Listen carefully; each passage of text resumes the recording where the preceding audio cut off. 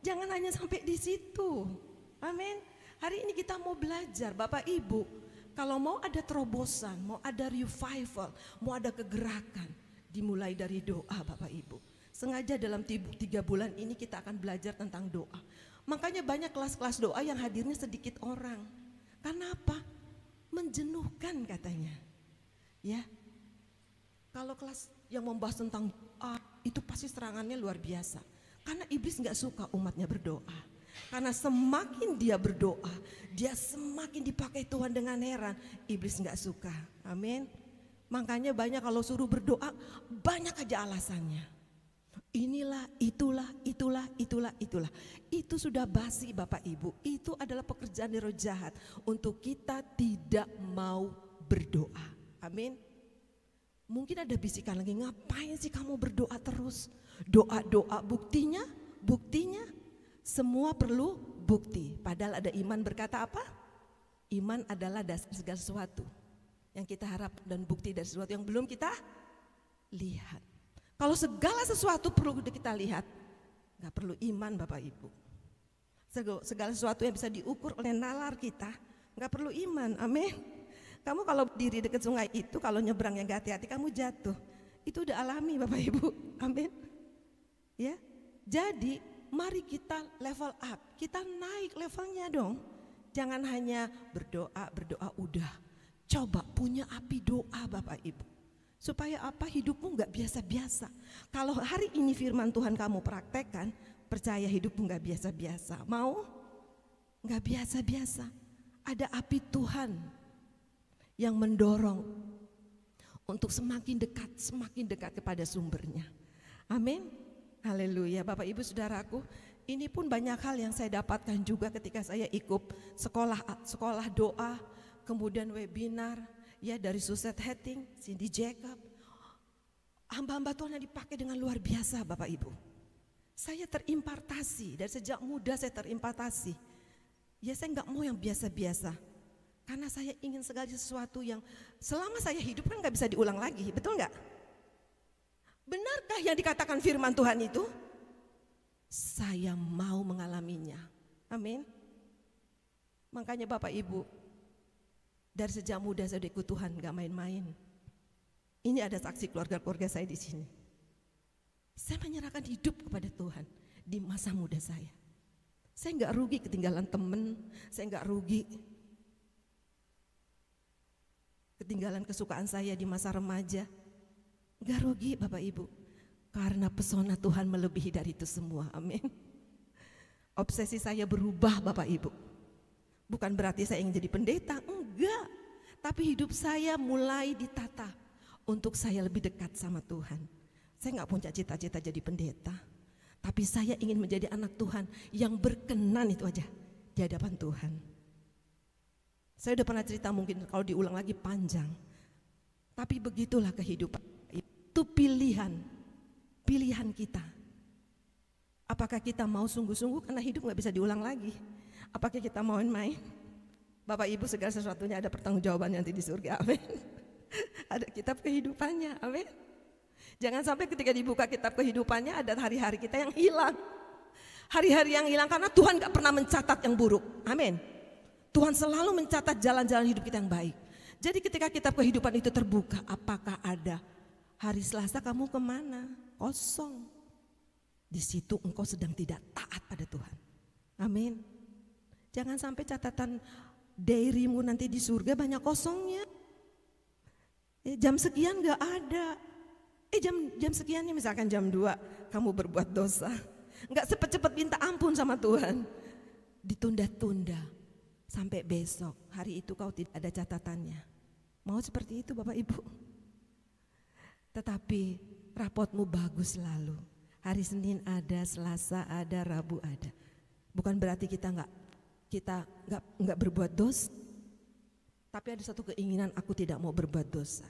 Tapi kalaupun kita gagal, kita jatuh, jangan takut. Ada pengampunan Tuhan, amin. Karena Dia sudah menyelesaikan semua di kayu salib. Datang, bangkit lagi. Bapak Ibu, hari ini kita mau belajar berdoa meraih janji Tuhan. Kita akan sama-sama belajar. Coba buka ayatnya. Di Matius 6 ayat 6 ini sering saya bicarakan. Matius 6 ayat 6. Saya akan bacakan atau kita sama-sama baca ya. 1, 2, 3. Tetapi jika engkau berdoa, masuklah ke dalam kamarmu, tutuplah pintu dan berdoalah kepada Bapamu yang ada di tempat tersembunyi. Maka Bapamu yang melihat tersembunyi itu akan membalaskan kepadamu. Amin. Jadi Bapak Ibu, ini adalah bicara secret place, tempat rahasiamu dengan Tuhan. Berdoa, yang saya bilang next level.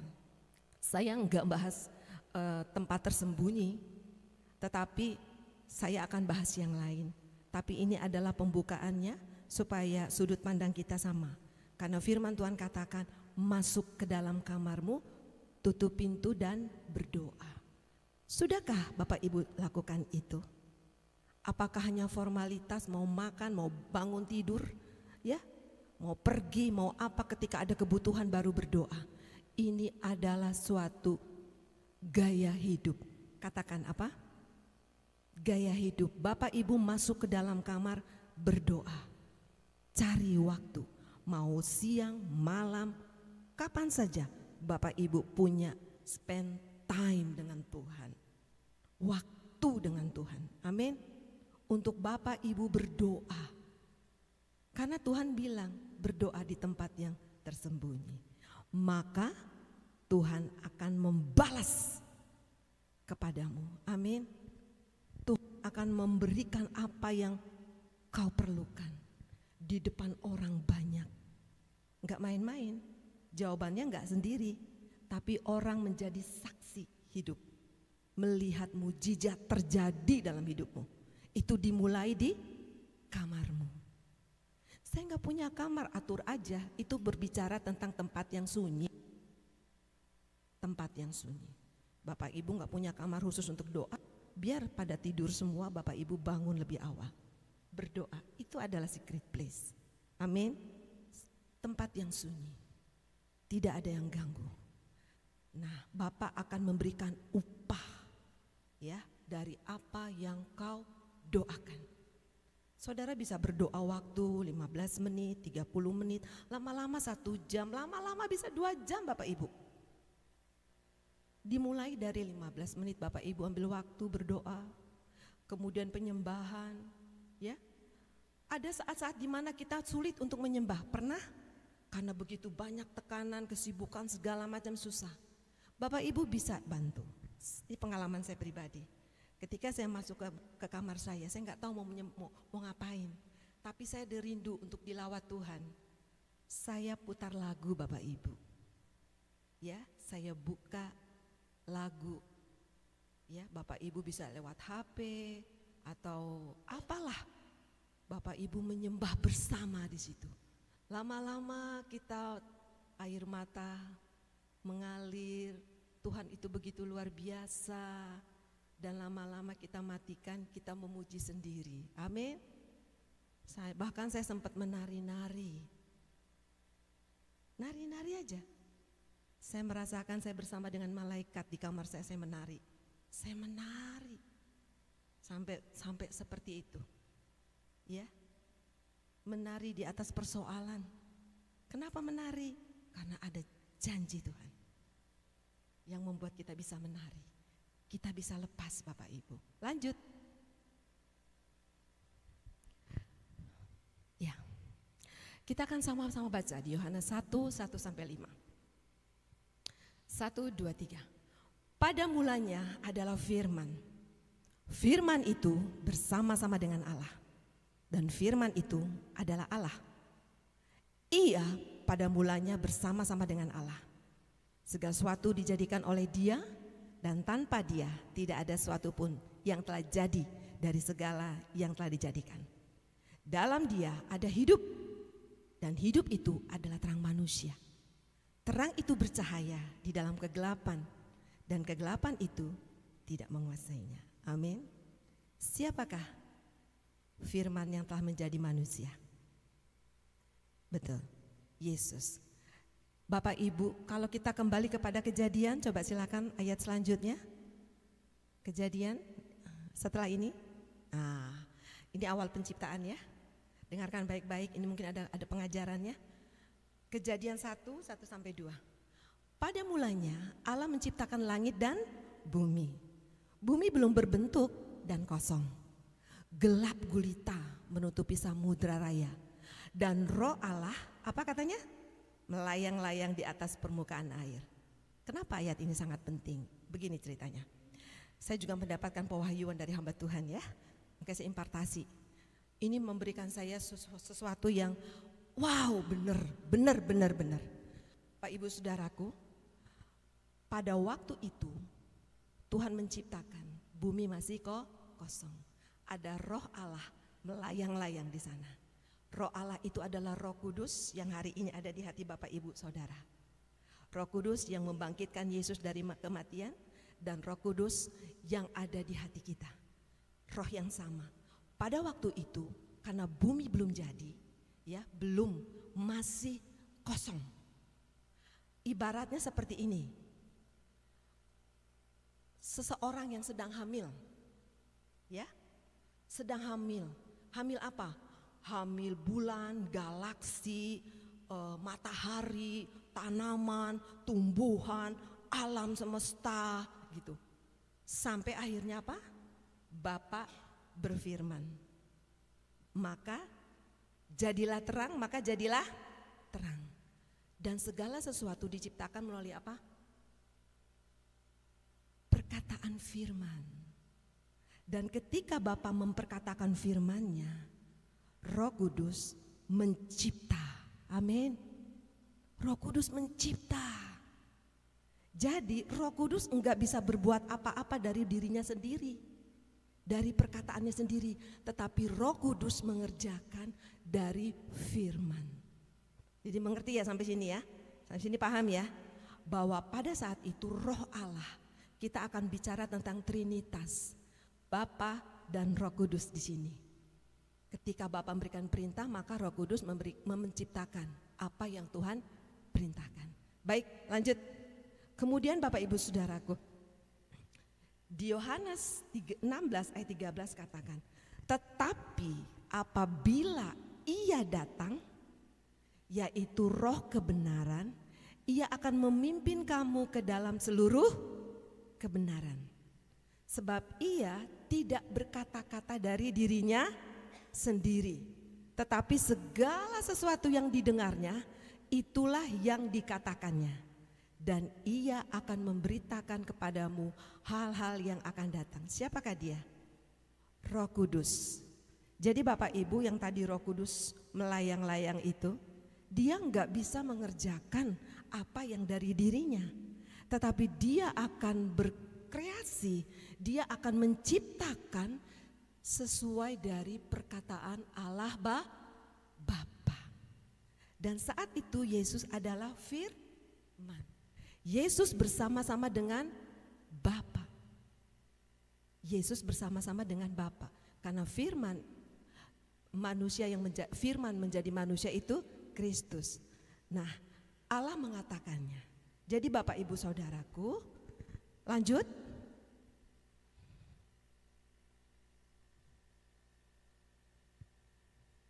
Bapak Ibu, sebelum ke sini, coba ke yang tadi, kembali ke yang ayat tadi. Nah, tadi saya bicara tentang Roh Kudus ya. Nah, Bapak Ibu Saudaraku, pada waktu itu ketika Tuhan menciptakan manusia pertama siapa? Adam. Ketika Tuhan menciptakan manusia pertama Adam, Tuhan berfirman, Tuhan bicara, manusia bergaul karib dengan Tuhan. Amin. Tuhan berbicara kepada Adam. Tetapi jangan salah, ada satu pribadi yang tahu itu. Dan dia tidak suka.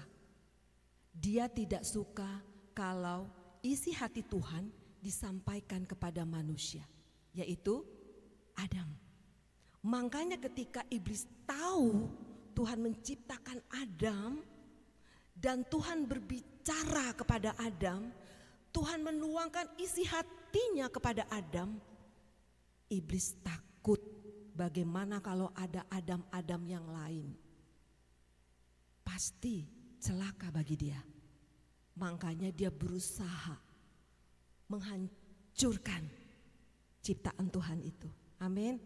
Dia berusaha menggagalkan tujuan Tuhan menciptakan Adam untuk menerima isi hati Tuhan, untuk terjadi sesuatu di muka bumi ini.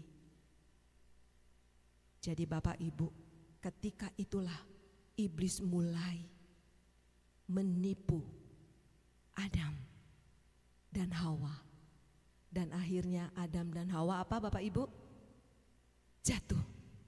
Jadi saya menceritakan ini tentang bagaimana putusnya komunikasi Tuhan dengan manusia. Pada waktu itu komunikasi Tuhan begitu lancar pada manusia, amin. Tapi karena manusia jatuh ke dalam dosa, sehingga apa yang terjadi? Komunikasi itu terputus. Itu memang iblis. Dia suka yang seperti itu. Tujuan iblis menghancurkan manusia, supaya tujuan Allah tidak tercapai. Tapi apakah Tuhan berhenti Bapak Ibu? Tuhan berhenti untuk menyampaikan isi hatinya kepada manusia? Karena Tuhan ingin menyampaikan isi hatinya, dia membutuhkan melalui manusia. Amin. Jadi Bapak Ibu, apa yang terjadi? Di Kejadian 15, silakan. Kejadian 15. Kemudian datanglah firman Tuhan kepada Abram dalam suatu penglihatan. Tuhan berkata, "Jangan takut Abram, akulah perisaimu, upahmu akan sangat besar."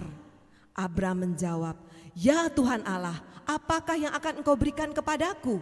Karena aku akan meninggal dengan tidak mempunyai anak, dan yang akan mewarisi rumahku ialah Eliezer, orang Damsyik itu." Lagi kata Abram, "Engkau tidak memberikan kepadaku keturunan, sehingga seorang hambaku nanti akan menjadi ahli warisku." Lanjut. Silakan. Tetapi datanglah firman Tuhan kepadanya demikian, "Orang ini akan menjadi ahli warismu. Orang ini tidak akan menjadi ahli warismu, melainkan anak kandungmu. Dialah yang akan menjadi ahli warismu." Lalu Tuhan membawa Abram keluar serta berfirman, "Coba lihat ke langit, hitunglah bintang-bintang. Jika engkau dapat menghitungnya, maka firman-Nya kepadanya, demikianlah banyaknya nanti keturunanmu." Bapak Ibu, ini ada suatu percakapan. Tuhan mencari orang yang bisa menangkap isi hatinya, dan dia menemukan Abram. Amin. Jadi Tuhan mencari orang yang sungguh-sungguh menangkap isi hatinya, dan ada di Abram. Jadi Bapak Ibu, sungguh luar biasa. Tuhan tidak berhenti ketika iblis destroy, mencoba menghancurkan ciptaannya, supaya tidak ada komunikasi, tidak ada manusia yang menangkap isi hati Tuhan untuk mengerjakan sesuatu di muka bumi. Iblis pikir dia udah menang. Tuhan cari cara, Tuhan cari menjelajah mata Tuhan, dan dia menemukan seorang pribadi namanya Abram, dan terjadi komunikasi ini. Haleluya. Amin. Dan Tuhan memakai para nabi-nabi pada zamannya untuk menyatakan isi hatinya, bahkan menyatakan sesuatu yang belum terjadi hari ini, tapi yang akan datang. Bapak Ibu coba lihat, nanti baca di Yesaya, dikatakan bahwa akan ada Mesias akan datang. Amin. Dan oleh bilur-bilurnya kamu sembuh. Wow, keren gak? Itu adalah isi hati Tuhan yang ditangkap oleh Nabi Yesaya dan Daud, dan banyak lagi Nehemia, tokoh-tokoh Alkitab, para nabi. Nuh dipakai oleh Tuhan untuk mengangkat isi hati Tuhan. Amin. Luar biasa Bapak Ibu. Dan sekarang apa yang terjadi Bapak Ibu? Tuhan sedang mencari orang-orang yang mau dipakai menangkap isi hati Tuhan. Orang-orang mau membayar harga. Amin. Itu sebabnya saya katakan, masuk kamarmu, ke bilikmu, tutup pintu, kau katakan kepada Bapa, Bapa, nyatakan isi hatimu kepadaku. Aku mau menangkap isi hatimu bagi keluargaku, bagi bisnisku, bagi pekerjaanku, bagi gerejamu. Nyatakan isi hatimu. Bagi bangsa, Bapak Ibu, Tuhan sedang mencari orang-orang yang mau bayar harga. Amin. Gak hanya Abraham dan nabi-nabinya. Bapak Ibu, Roh Allah sudah ada dalam dirimu. Roh Kudus ada di sini. Firman Tuhan katakan, tahukah kau bahwa tubuhmu adalah bait Roh Kudus? Amin. Di mana Roh Kudus berdiam. Jadi bait Allah itu bukan bicara tentang gedung saja. Eklesia, saudara dan saya adalah dewan-dewan kota yang menyuarakan profetik, kata-kata profetik bagi bangsamu, bagi kotamu, bagi keluargamu, bagi pekerjaanmu, bagi gerejamu. Kata-katamu penuh dengan kuasa. Amin. Jadi bukan orang yang biasa. Saudara bisa katakan pada saudaramu yang sakit, hei, kau sakit penyakit, jadilah kau sembuh. Karena firman Tuhan katakan tanda-tanda ini akan menyertai orang percaya. Mereka akan meletakkan tangannya atas orang sakit dan orang itu akan sembuh. Apakah ada firman Tuhan katakan tanda-tanda ini akan menyertai pendeta, evangelis, pelayan Tuhan? Tidak. Orang percaya. Saya dan Bapak Ibu yang percaya Roh Kudus ada dalam dirimu. Kau meletakkan tanganmu atas orang sakit dan orang itu sembuh. Kenapa kesembuhan tidak kita terima? Areanya di sini, saudaraku. Saudara masih bimbang dan ragu bahwa kesembuhan itu adalah milikmu. Amin. Bapak Ibu saudaraku, ingat kisahnya Ayub? Kenapa iblis punya akses datang kepada Tuhan? Dia lihat Ayub. Jadi Bapak Ibu, kalau ada Ayub mengatakan, pada waktu Ayub mengalami ujian yang besar. Kalau saya ceritakan ini panjang sekali, tapi saya ambil kesimpulannya aja ya. Tapi nanti sebelum ke Ayub kita coba ayat berikutnya. Supaya kita akan sama-sama baca dulu di Roma 4 ayat 17. 1, 2, 3. Seperti ada tertulis, engkau telah kutetapkan menjadi bapa banyak bangsa. Ini kepada Abraham ya. Di hadapan Allah yang kepadanya ia percaya, yaitu Allah yang menghidupkan orang mati dan menjadikan dengan firman-Nya apa yang tidak ada menjadi ada. Ini kebenaran firman Tuhan. Lanjut ya, ini lanjutan dari yang tadi. Silakan dilanjutkan ayatnya. Oke, Roma 8:34. Kristus Yesus yang telah mati, bahkan lebih lagi yang telah bangkit, yang juga duduk di sebelah kanan Allah, yang malah menjadi pembela bagi kita. Beri tepuk tangan dong bagi Tuhan Yesus. Wow, jangan setengah-setengah, saudara percaya kita punya pembela di hadapan Bapa. Beri kemuliaan bagi Allah kita. Bapak Ibu, kita punya pembela, yaitu Yesus. Dia selalu berdoa siang dan malam. Dia sampaikan kepada Bapa, namamu disebut setiap hari di hadapan Bapa. Karena dia pembela, dia perantara. Ayat berikutnya, Ibrani 7 ayat 25. Karena itu ia sanggup juga menyelamatkan dengan sempurna semua orang yang oleh dia datang kepada Allah.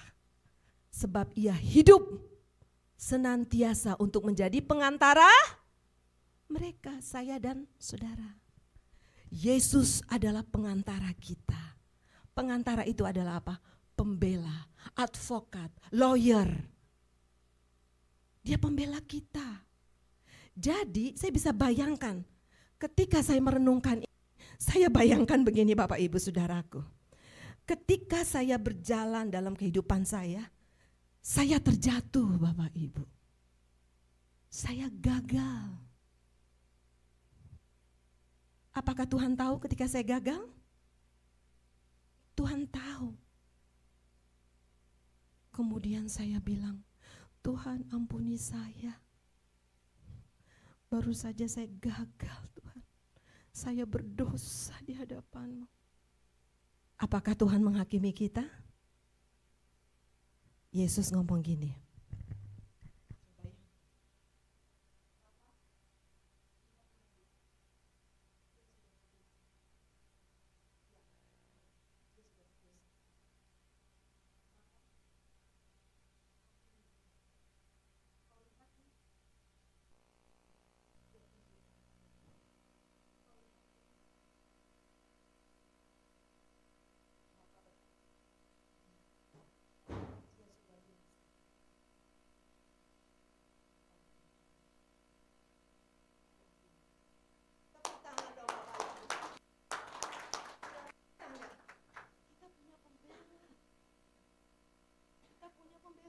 Yesus namanya. Jadi kalau Bapak Ibu, bukan berarti Bapak Ibu sesuka-sukanya hidup. Berbuat dosa aja ada pembelanya, itu beda Bapak Ibu. Amin. Bukan berarti kita sesuka-suka hidup kita. Itu berarti Bapak Ibu dipertanyakan lahir barunya. Tapi ada satu niatan untuk saya terus hidup jalan di dalam terang Tuhan. Namun ketika seperjalanan saya masih jatuh. Saya tidak malu datang kepada Bapa karena saya ingat ada Yesus yang selalu berdoa menyebut nama saya di hadapan Bapa. Dia pembela kita, dia lawyer.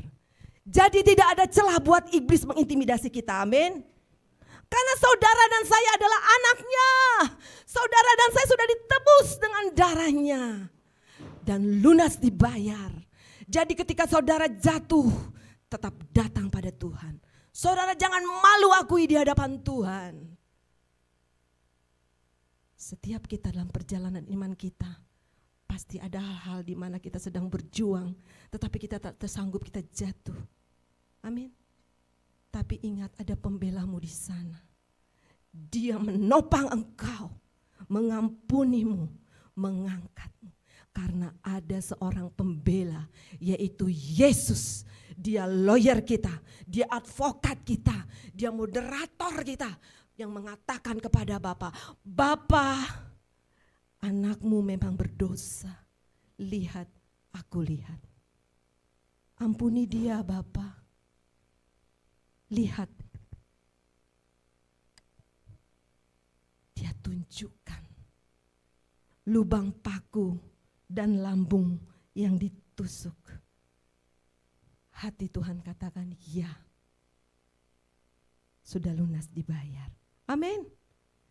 Jadi Bapak Ibu, apapun kegagalanmu hari ini, mungkin usahamu mau bangkrut, mungkin keluarga, mungkin ada di ambang perceraian, ada orang-orang di sana, atau sakit, atau keuanganmu, kamu baru di PHK, kamu cari kerja, atau apapun, ada pembela, amin. Masuk kamarmu, berdoa, cari isi hati Tuhan. Jadi Bapak Ibu, hidup gak sembarangan lagi. Apapun yang kau putuskan, cari Tuhan. Cari kehendak Dia, amin. Itu mah untuk orang-orang itu aja deh. Orang-orang yang khusyuk. Saudaraku, kau akan rugi sendiri. Ketika Tuhan datang, bye-bye. Baru kau menyadari, begitu mundurnya aku jauh ke belakang. Karena kau pikir hidup ini biasa-biasa. Amin. Hidup ini enggak biasa. Tapi hidup ini bersama dengan Tuhan jadi luar biasa. Saya berkata, kenapa tadi pada zamannya Ayub, iblis punya akses? Ya, karena pada waktu itu pembela Yesus tidak di situ. Amin. Sehingga dia punya akses datang kepada Bapa. Dan dia katakan dia orang yang saleh. Kalau dia diberikan gini, apakah dia akan mengasihimu? Dan ujian yang terberat dalam hidup Ayub, kita sudah baca semua ya. Bagaimana istrinya, anak-anaknya, hartanya, semua. Bahkan sahabat-sahabatnya, 3 sahabatnya yang berusaha untuk menghibur tadinya. Tapi yang terjadi bukan menghibur, menghakimi. Anak Tuhan juga begitu. Banyak di luar sana. Ada orang yang sakit, bukan dihibur. Kamu sakit. Coba perhatikan, barangkali ada dosa. Makanya kamu sakit. Sakit terus. Usahamu bangkrut terus. Mungkin ada kutuk yang belum selesaikan, ada dosa. Nanti saudara kalau saya bahas lagi itu banyak. 3 sahabatnya ngomong kayak gitu. Yang pertama, coba cek dirimu. Kamu barangkali enggak jujur, makanya hartamu tuh banyak. Itu bahasa sehari-harinya. Walaupun sepertinya rohani, padahal itu kata-kata yang menjas. Kemudian sahabatnya yang lain, iya karena kamu enggak mencari Tuhan. Makanya kamu kena malapetaka yang bertubi-tubi.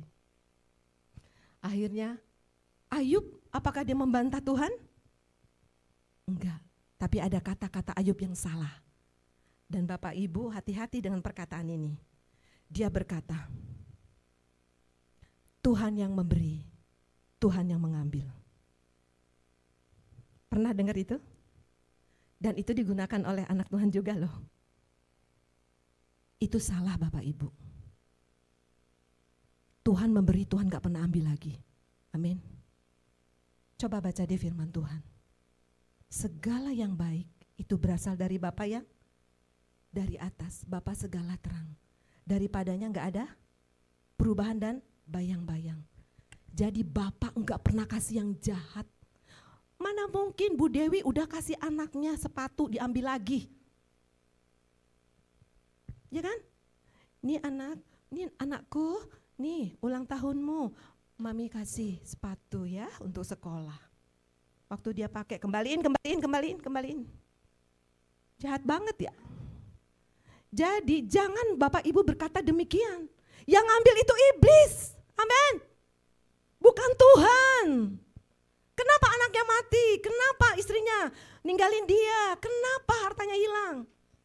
Kan dia ngomong sama Tuhan, coba kalau aku ambil ini, apakah dia tetap mengasihimu?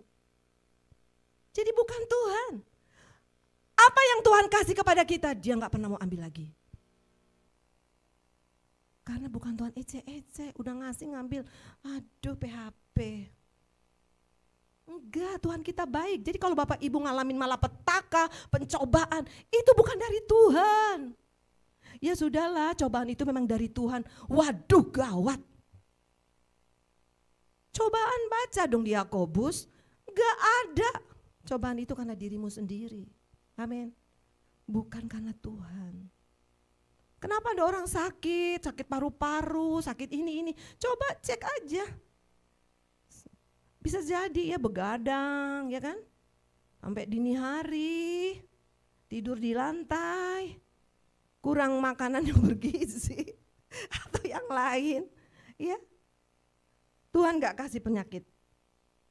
Jangan bilang Tuhan, aku bersyukur, aku diberikan engkau sakit. Aduh, Tuhan gak jahat Bapak Ibu. Enggak. Jadi bertobat yang masih ngomong kayak gitu. Ini sakit dari Tuhan, enggak. Kalau Tuhan masih izinkan, itu proses untuk imanmu bertumbuh terus sampai engkau melihat mujizat itu. Amin. Amin. Jadi kalau kau sakit jangan bilang Tuhan terima kasih ya aku sakit. Makin lama tuh sakit sembuhnya. Bener. Kalau sakit, Tuhan maaf ya, tadi aku terlalu banyak makan. Bisa jadi kan kita banyak makan, cabe gitu kan. Aku bertobat aja. Pasti Tuhan sembuhkan. Atau sakit apa yang lain. Ya, Tuhan aku tahu, Engkau pasti sembuhkan aku. Dan aku akan bersaksi kepada banyak orang. Supaya aku tahu bukan kata orang, tapi aku mengalami sendiri. Amin. Amin, Bapak Ibu. Jadi jangan ya kalau menghibur orang, Tuhan yang memberi, Tuhan yang ambil. Enggak ya, jangan lagi yang ngomong gitu ya. Jangan ikut-ikutin Ayub. Ya. Ayub itu artinya apa sih? Ayo, ada yang tahu enggak? Makanya kasih nama jangan sembarangan ya. Cari dulu, cari tahu artinya. Walaupun dia orang dari Alkitab. Ya kan? Kasih nama anak tuh yang bagus ya. Jadi itu terjadi. Ya. Ayub itu kalau nggak salah itu kurang bagus ya artinya. Dikecewakan atau kecewa atau apalah seperti itu. Ya. Jadi kasih nama yang bagus-bagus ya kepada anaknya ya, ataupun cucu gitu ya. Dikasih nama. Kasih saran. Ya. Saya kasih nama anak saya doa dulu. Kenapa namanya Jason? Didoain dulu.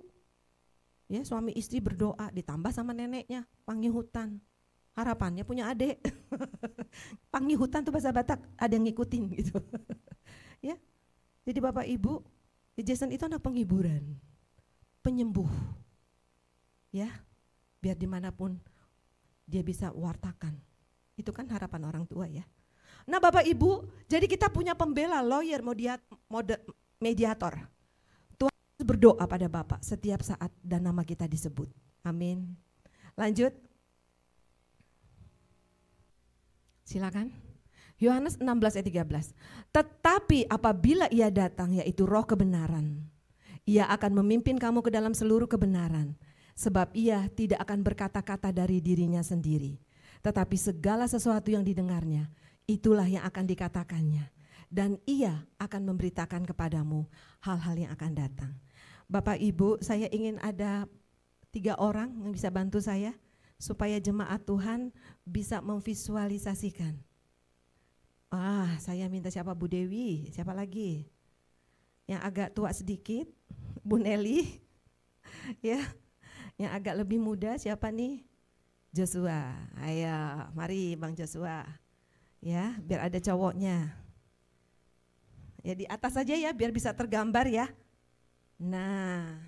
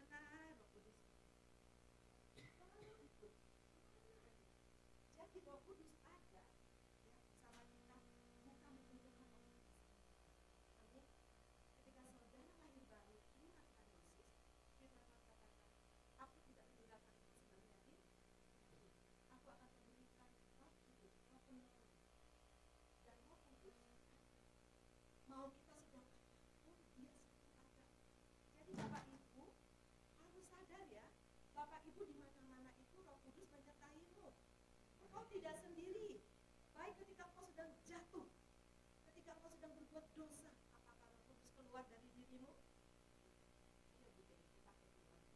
Ketika saya mau ke kantor, ya, mengajar, ya. Ketika saya ke rumah, ya ada. Ketika saya berdoa, saya berdoa. Saya minta hati Tuhan.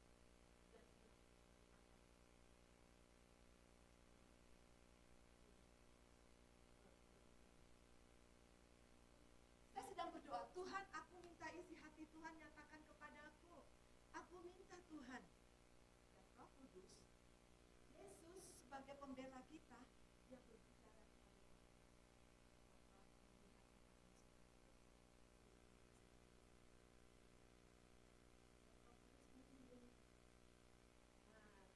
Kemudian firman Tuhan ini Bapak nyatakan firman-Nya kasih berdua.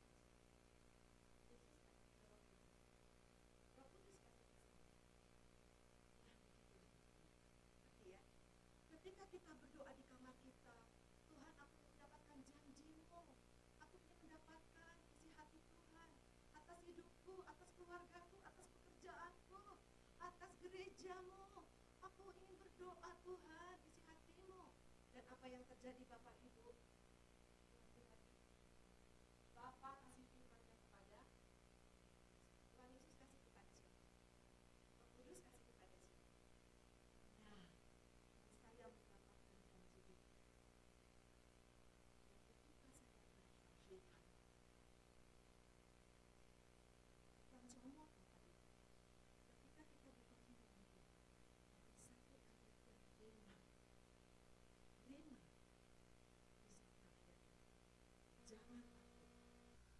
bimbang. Ini janji Tuhan. Kalau aku tidak perlu takut akan hidupku, aku tidak perlu takut. Siapa yang menyampaikannya ini? Allah Bapa. Pengantara kita siapa? Allah Bapa.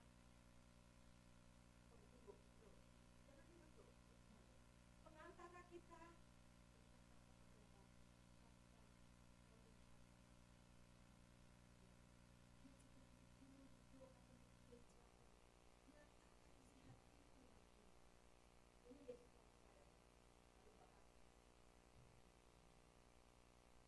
Lalu Roh Kudus menolong saya untuk saya dapatkan firman itu. Yesus memberikan kepada Roh Kudus yang menolong saya. Lalu ketika saya berdoa, Kudus menyatakan. Sudah paham Bapak Ibu? Inilah pekerjaan Trinitas. Bapa, Anak, dan Roh Kudus. Mereka sehati. Tidak ada kompetisi. Amin. Demikian juga gereja Tuhan tidak ada saingan. Amin. Di gereja Tuhan gak ada saingan. Teladan kita adalah Bapa, Anak, dan Roh Kudus. Mereka bekerja sesuai fungsinya masing-masing. Mereka bekerja bersama-sama. Dan Roh Kudus tidak akan bisa mencipta, berkarya tanpa Bapa yang mengatakan kepada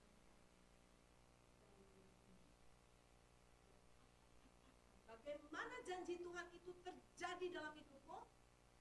Ketika engkau dapatkan firman Tuhan dari Roh Kudus, dari Bapa, Yesus kasih kepada Roh Kudus, dan aku dapatkan. Bagaimana doa kita bisa meraih janji itu?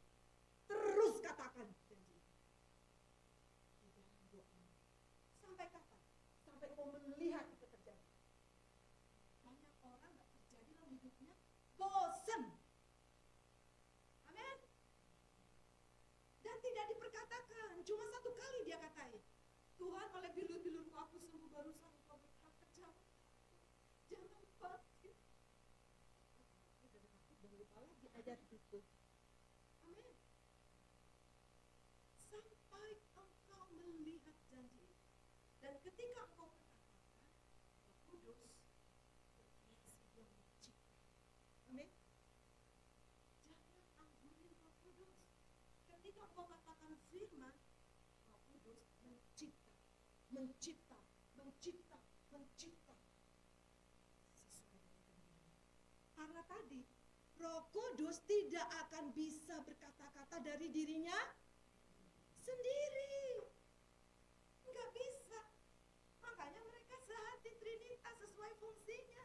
Walaupun Allah kita itu satu ya, satu. Allah kita Esa. Jadi itu supaya mudah kita bisa memvisualisasikannya. Bagaimana sih doa kita, janji itu bisa tergenapi? Roh Kudus mencipta. Dia berkreasi. Sesuai apa? Perkataan dari Allah Bapa. Amin. Sesuai perkataan Allah Bapa. Jadi tuh Roh bisa bicara dari dirinya sendiri. Dia nggak bisa. Sekali lagi ya, oma-oma dia tahu ya. Tunggu ya, saya sedang berdoa. Tuhan, pergumulan saya begitu berat. Berdoa, Tuhan, aku berat ingin dapatkan janji-Mu. Nyatakan isi hati-Mu kepada aku, Tuhan. Aku masuk kamarku, aku berdoa, berlutut. Dan Yesus sebagai pengacara kita, pembela kita, avokat kita, lawyer kita, yang ngomong sama kita. Maka itu yang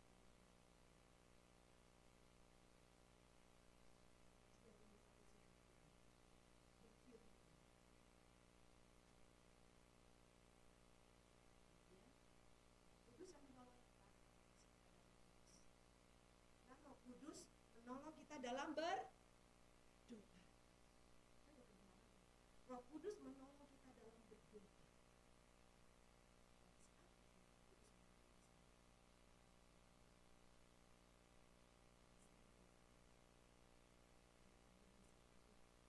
Menjadi rema. Amin. Menjadi rema. Dan terus saya perkatakan firman ini. Terus dalam doa saya. Besok belum kelihatan tergenapi. Saya terus bawa lagi firman ini yang rema dalam doa saya. Roh Kudus tidak terlihat tapi bekerja. Tapi ketika saudara berpikir,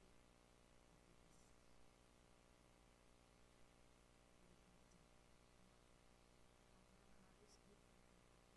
Amin. Itu yang namanya perkataannya. Roh Kudus mencipta. Jadi ketika anak Tuhan berkata sesuatu firman Tuhan, dia mencipta. Semangat dia mencipta. Jadi Roh Kudus menciptakan sesuatu itu dari kata-kata Tuhan Yesus. Jadi begitu Bapak Ibu Saudara, saya percaya ketika itu Allah maka akan terjadi progres dalam hidup. Imanmu akan berapi-api karena engkau bayangkan ada Yesus sebagai pembela. Jadi Bapak Ibu, kita bersyukur. Jadi sekali lagi, Roh Kudus pernah ninggalin kita enggak? Jadi kita jalan lagi, Roh Kudus jalan lagi. Saya ke sekolah, Roh Kudus ada. Saya ke pasar, Roh Kudus ikut. Saya kemana, Roh Kudus ada. Kemana-mana Roh Kudus. Apakah dia ninggalin kita? Bersyukur, kemuliaan bagi Tuhan. Jadi kita punya Roh Kudus yang tidak pernah meninggalkan kita. Jadi bukan karena perasaan kita dindingnya Roh Kudus ada. Ya. Tepatnya ketika engkau membuka hati menerima Dia sebagai Tuhan dan Juru Selamat, kau lahir baru, Roh Kudus tinggal di dalam. Amin. Dan engkau berkuasa. Roh Kudus akan menciptakan sesuatu. Amin. Roh Kudus akan mencipta ketika engkau perkatakan firman dan engkau akan mengalami bagaimana mujizat itu terjadi. Amin. Jadi ketika engkau berdoa, perkatakan firman, bukan perkatakan yang lain. Yang lain gak ada kuasanya. Karena firman tadi katakan, firman itu telah menjadi manusia dan tinggal di antara kita. Ya, tinggal di antara kita. Kita adalah bait Allah, bait Roh Kudus, di mana Allah bersemayam dalam diri kita. Amin. Jadi kita juga bisa melihat pekerjaan Tuhan yang besar. Jadi hati-hati dengan perkataan kita ya Bapak Ibu. Harus perkatakan. Dan kita tahu bahwa yang baik berasal dari Tuhan. Amin. Jadi jangan takut lagi. Jangan mau didakwa oleh roh jahat. Karena ada firman Tuhan katakan, sekarang telah tiba keselamatan dan kuasa dan pemerintahan Allah kita. Kuasanya yang diurapinya karena telah dilemparkannya para pendakwa kita. Iblis yang mendakwa kita, saudara-saudara kita, pagi, siang, dan malam. Sudah dilemparkan. Amin. Dan Yesus all the time, dia selalu berdoa kepada Bapa sebagai advokat kita, pembela kita. Karena iblis sukanya mengintimidasi. Kamu tuh begini, kamu gak layak, kamu dosa. Oh, masa lalu kamu begini, mana mungkin kamu dipakai Tuhan. Kamu masa lalunya gini. Jangan takut, kamu datang pada Yesus sebagai pembelamu, sebagai advokat yang menyatakan intimidasi roh jahat itu di bawah kaki Tuhan. Amin. Luar biasa. Jadi Bapak Ibu, ketika engkau jatuh, bukan berarti kita toleransi untuk berbuat dosa, tidak ya. Kalau someday ternyata engkau sedang berjuang dan engkau jatuh dalam dosa, kau jangan mau diintimidasi. Seperti yang saya katakan tadi, engkau datang kepada Bapa, kepada Yesus sebagai pengantaramu. Dan Yesus Bapa berkata, Yesus berkata sebagai advokat kita, lawyer kita, pembela kita. Dia katakan, Bapa, kau lihat anakmu? Dia baru saja berbuat dosa. Bapa, ampuni dia. Saya sebutkan saja ya namanya. Misalkan namanya Jenny. Baru saja Jenny berbuat dosa, Bapa. Ampuni Jenny. Kemudian Bapak lihat. Dan dia lihat, Yesus katakan gini, Bapa, lihat tanganku. Lihat lambungku. Terus Bapak ngomong apa? Yes, aku mengampuni dia. Karena kau sudah membayarnya dengan lunas. Amin. Jadi di hadapan Tuhan, di tahta yang maha kudus Bapak Ibu dilihat Yesus. Amin. Yesus pengorbanannya bagi engkau dan saya. Mari, teruslah engkau berdoa. Biarlah jemaat Tuhan, orang-orang yang dipilih oleh Tuhan sama seperti nabi-nabinya untuk mendapatkan isi hati Tuhan. Amin. Menyatakan isi hati Tuhan. Cari Tuhan, berdoa. Amin. Maka kita akan melihat terobosan dalam hidup kita. Kita akan melihat pekerjaan yang besar. Kita akan melihat, kita akan menghargai bagaimana Tuhan sayang sama kita. Amin. Mari kita berdoa. Mari kita renungkan kebenaran ini. Kirabaka shikaya rabaka sakaya ralam. Hiaralam rabiara bayar.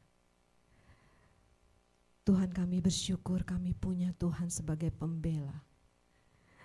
Yesus, Engkau pembela kami, Engkau imam agung kami.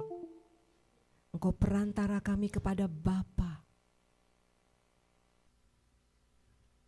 Temukanlah jemaat-Mu, hati yang menyembah kepadamu, hati yang terus mencari Engkau. Temukanlah hati yang mau menangkap isi hatimu. Mereka boleh mengalami penggenapan dari janji-janji Tuhan. Mari Tuhan.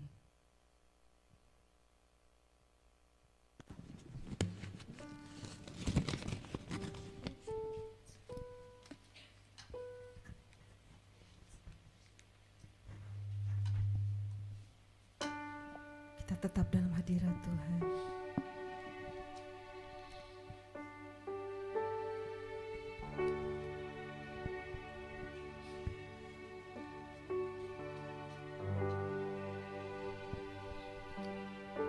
Biarlah kami terus Tuhan menanti-nantikan Engkau. Yesus, Engkau naik ke surga. Engkau menguduskan surga dengan darah-Mu sendiri. Sehingga tidak ada lagi akses untuk roh jahat, untuk iblis bisa datang ke surga. Karena Engkau sudah mati dan Engkau bangkit dan engkau naik ke surga. Surga dikuduskan oleh engkau, oleh darahmu.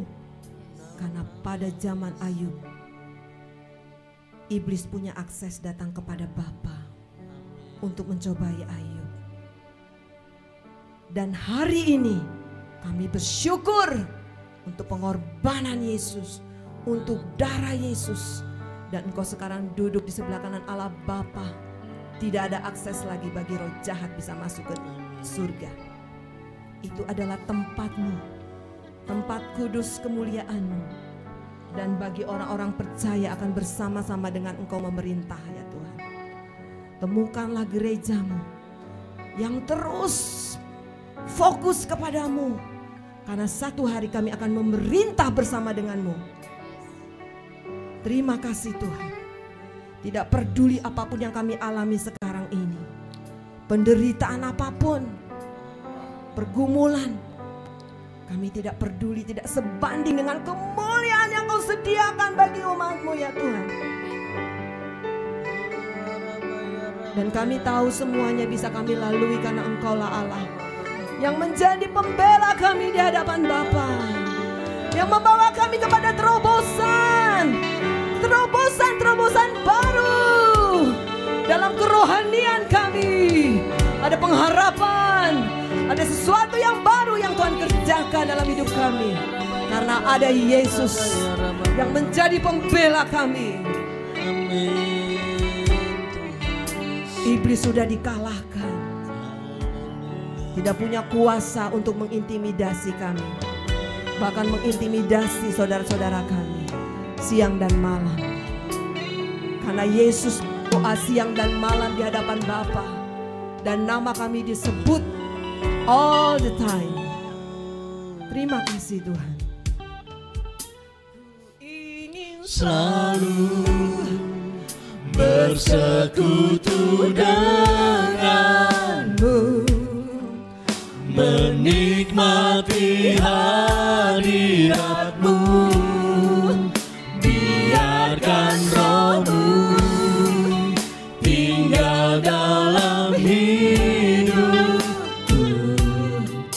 Sungguh indah bersamamu, ku ingin selalu bersekutu dengan Roh Kudus terus tinggal.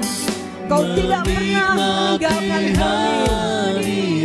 Sekali untuk selama-lamanya Kau ada bersama kami. biarkan rohmu tinggal dalam hidupku.